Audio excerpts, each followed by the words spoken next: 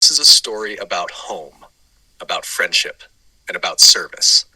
This film brings together three very important parts of our daughter Natalia's life, and it is made in honor of her 45th birthday. Our American journey began in Massachusetts, in one of the oldest towns in the country, Framingham, where we lived for almost 30 years before moving to Florida.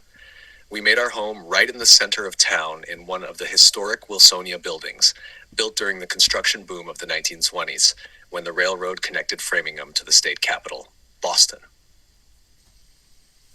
The Framingham train station is preserved as a landmark of the 19th century and is considered one of the most beautiful railway stations in Massachusetts. Wilsonia was originally designed as a building with shops on the ground floor and apartments above with high ceilings and wooden floors. Even today, it has preserved this original character. Right across from our home, there is another well-known historic building, resembling a fortress, the Memorial Building. It was built in the early 20th century as a monument to the residents of Framingham who died in the Civil War. The main part of the building is Nevins Hall, one of the most beautiful concert halls in the region. This is not just a monument, it is a living building that has been in use for more than 100 years. Today, it serves as Framingham City Hall. In 1994, President Bill Clinton was received here, and we were able to watch his arrival right from our window. Of course, it wasn't easy for our 12-year-old girl to adjust to a new place, a new school, and a new curriculum in English. And this is how she celebrated her 16th birthday. Right there. Wow, не видно. Вау! На минуту. Это я swimming pool. Пожалуйста, не жалуйтесь. Ната. Are you making a wish?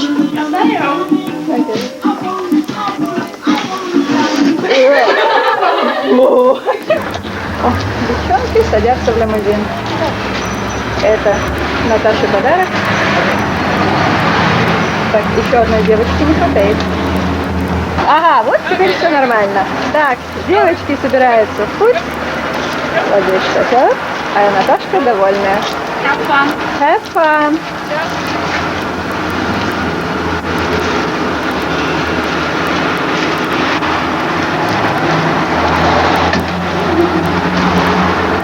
Не на 6 человек, я так думаю.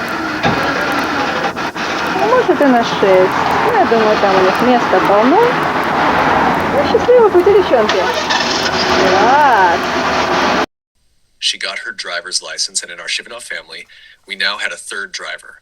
Her first job was at Price Chopper, a supermarket that has been around since 1970. Later, she worked at the prestigious department store Filene's, founded in Boston back in 1891. The building still stands right in the heart of Boston, even though Filene's closed in 2006. At school, during her art classes, her love for copying pictures grew into real drawing skills and turned into a whole gallery of her work. She celebrated her 17th birthday surrounded by friends, and then came 1999, the year she turned 18, a very special year. A year before her birthday, she met her future husband. She graduated from high school, received her diploma, and went to the prom in limousine. For the second time, it felt as though summer was ahead, and in September college would begin, but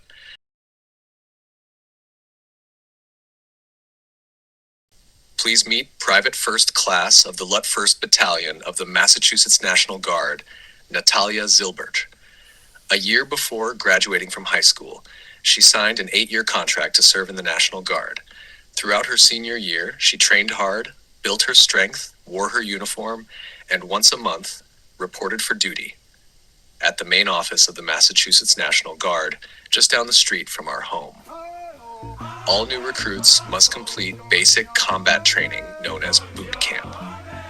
Natalia was sent to South Carolina to Fort Jackson, one of the largest and most active training centers in the United States Army. Over the course of 10 weeks, civilian volunteers are transformed into well-trained, disciplined, physically strong soldiers who understand the importance of teamwork. They are taught how to navigate terrain, handle weapons, climb a 12-meter tower, move under simulated enemy fire, provide medical aid, march 15 kilometers, carrying 15 kilograms of gear, and know what to do in the event of a gas attack. Could her two grandfathers, Alexei Vasilievich Kisilev and Lev Solomonovich Zilberter, both professional officers of the Soviet Army and veterans of the Second World War, have ever imagined that their granddaughter would undergo military training and, if needed, defend her country, the United States of America? Natalia has earned awards and commendations through hard work, determination, and the strength to overcome herself. As the saying goes, the one who conquers oneself is stronger than the one who conquers 1,000 enemies. Fort Jackson is named after Andrew Jackson, a general of the United States Army, a native of South Carolina, and a president of the United States. His monument stands on the base where graduation ceremonies are held. The motto there is, "Victory starts here."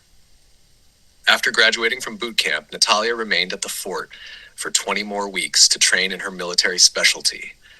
Based on her high test scores, she chose the field of information technology, becoming an IT specialist. She continued her service, working in an office once a month or spending 2 weeks at a time at a training camp on Cape Cod, where her unit was based, and she completed her service with the rank of specialist. The history of the National Guard began 400 years ago in one of the oldest English settlements of the Massachusetts Bay Colony in Salem, a name which in ancient Hebrew means peace. It was there in 1636 that the first official militia units were formed, made up of able-bodied men between the ages of 20 and 60. In 2013, President Barack Obama officially recognized Salem as the birthplace and cradle of the National Guard, and in the center of the town, a marker was placed at the site where the first gathering is believed to have taken place. Each year on December 13th, Massachusetts celebrates the birthday of the National Guard. In 1903, at the initiative of Senator and former General Charles Dick, a law was passed which became the foundation of the modern National Guard, transforming the militia system into a reserve force of the United States Army. The uniqueness of the National Guard lies in the fact that it serves both the state and the president and the federal government. For example, Natalia's battalion, which specialized in water purification, was called upon by the governor of Massachusetts to provide clean water for the residents of the town of Webster, located by a lake with one of the longest names, 45 letters long, which translated from a Native American language means "you fish on your side, I fish on my side, and no one fishes in the middle." And in March of 2003, by order of the president, the battalion was deployed to Kuwait, which served as a staging ground for the invasion of Iraq and took part in Operation Iraqi Freedom. No mother would ever wish to hear from her child, "Mom, we are being sent to war." Salem is also known to visitors from all over the world as the City of Witches because of one of the most tragic trials in American history, the Salem Witch Trials of 1692. As a result, 20 people were executed and more than 200 were accused of witchcraft. One of the most popular places for visitors is the Salem Witch Museum, where the story of those trials has become a lasting legend of the town. This is how the term witch hunt came to be. In the United States, in the 1950s, during the Cold War between the Soviet Union and America, the term was used to describe the period of McCarthyism led by Senator Joseph McCarthy, when people were accused of sympathizing with communism without evidence. In the Soviet Union, during the period known as the Great Terror, a similar witch hunt was directed against so-called enemies of the people.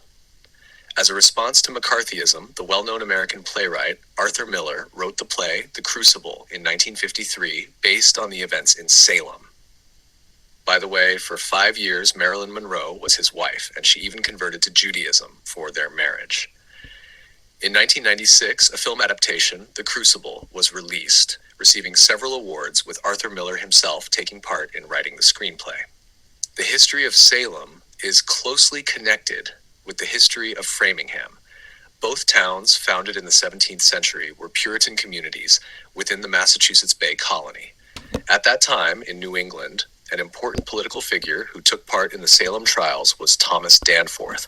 He also owned the land which he named Framingham after his hometown in England. On this land, Danforth gave shelter to those fleeing persecution from the Salem witch trials. And to this day, this historic area in Framingham is known as Salem End, and his name lives on in a street and in an art museum. Right after returning from the fort, she began her studies at Framingham State College, one of the oldest educational institutions in America, founded in 1839 as the first normal school for training teachers. In 2010, the college was renamed Framingham State University. On the university campus, the original main building, and several others have been preserved and are still in use today. Natalia also made use of one of the benefits of serving in the National Guard, which covered her tuition and helped with some of her living expenses. Along with her studies, she also worked at the main branch of Bank North in Massachusetts, not far from our home, which in 2008 was renamed TD Bank. Natalia graduated from college and earned her degree in business management with a focus on accounting. Of course, we were there to attend her graduation ceremony. In this photograph taken on the day of her college graduation, next to Natalia, are two people who have been part of her life for more than 20 years and remain so to this day. With one of them, she built a beautiful family and has two wonderful sons. After her wedding, which took place a year before the end of her service, when she changed her last name from Zilbert to Pereira, Maximilian received a special certificate from the National Guard thanking him for supporting his wife during her service. With the other person, she shares more than 20 years of working together in the same company.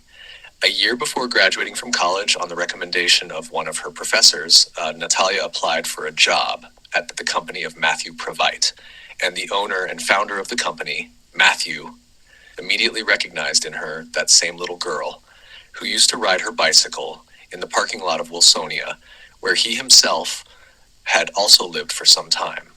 The company specializes in resolving tax issues for individuals and small businesses across the United States. Natalia began working there as a tax attorney. In 2006, she passed a very difficult exam and received her state license, which allowed her to represent taxpayers and negotiate with the IRS, the Internal Revenue Service, to reduce debt or arrange payments in difficult situations. And the boys, from an early age, loved meeting Matthew, calling him nothing less than the boss.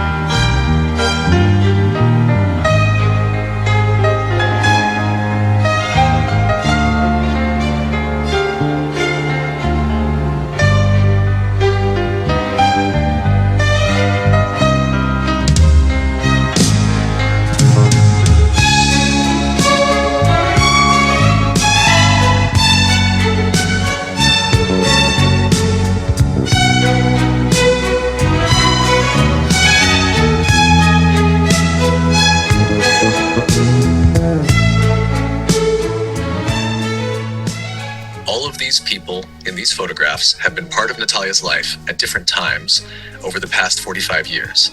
They speak different languages and even live on different continents, but they are family, near and far, and they are all united by one simple word: family.